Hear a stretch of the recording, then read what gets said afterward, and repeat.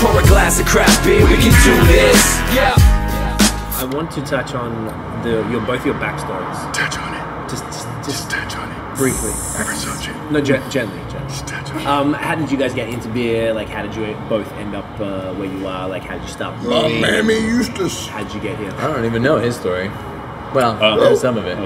Tell us, Uncle Should I Chen. start? How far back do we go? Yeah, how far back do I go? So I you know, the way. as a kid was big into science, always taking stuff apart. So I, ended up as a chemical engineer in college. Damn. Those guys usually make the best brewers. Seriously.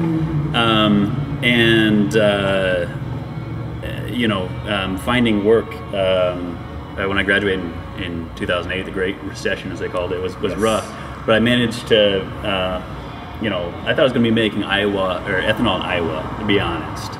I thought that was my dream, but I don't know. Turning corn into fuel. Yeah. Wow. Yeah. Oh, okay. You went deep side. Can you please break that down? I thought I was going to be working for like Cargill or someone. I don't know. Okay. But I had to kind of like expand my job search at the time. And I ended up out in California in the microchip industry.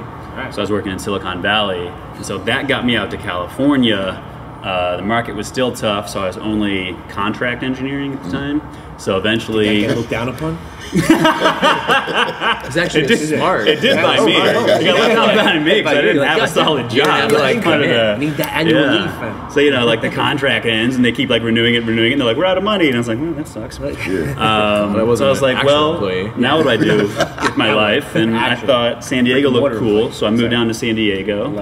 Love the city. And I got a job again in the microchip industry there.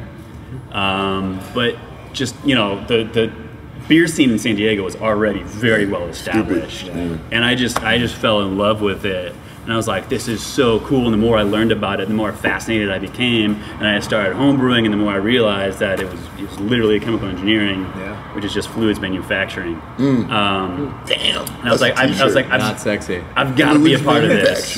Not sexy. Yeah. So I don't know. I quit my job and spent 6 months in San Diego getting to know different brewers and trying to learn. And eventually I got a brew pub to hire me.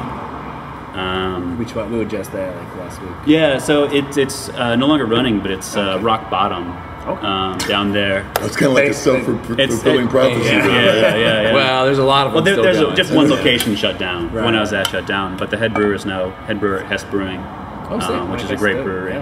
Yeah. Jason Stockberger showed me the first ropes. But that there was no, upward mobility there, so I moved to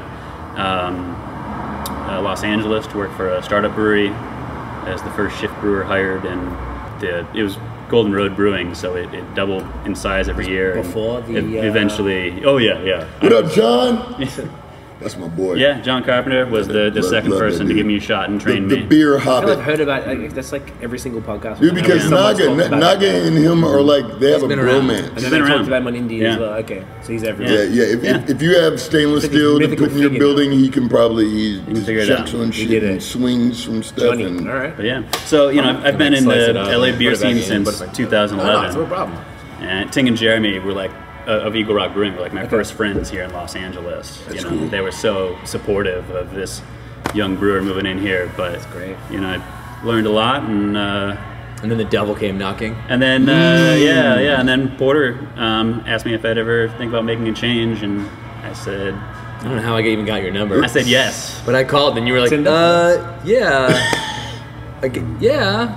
We'd like to talk more. You told me, I called, and you were like, yeah, let me call you back. And then you were like, Lindsay's like, are you crazy? Did you have to say yes? Oh yeah. My now wife at the time knew the Porters better than I did. So she was like, oh my God, they're amazing people. You have to say yes to this. And I was like, okay. Well. Yeah, it's like, hey, would you like to brew beer with? I'm doing a horrible Godfather. That was the offer I couldn't refuse. Oh man, I apologize to the Marlon Brando family for that.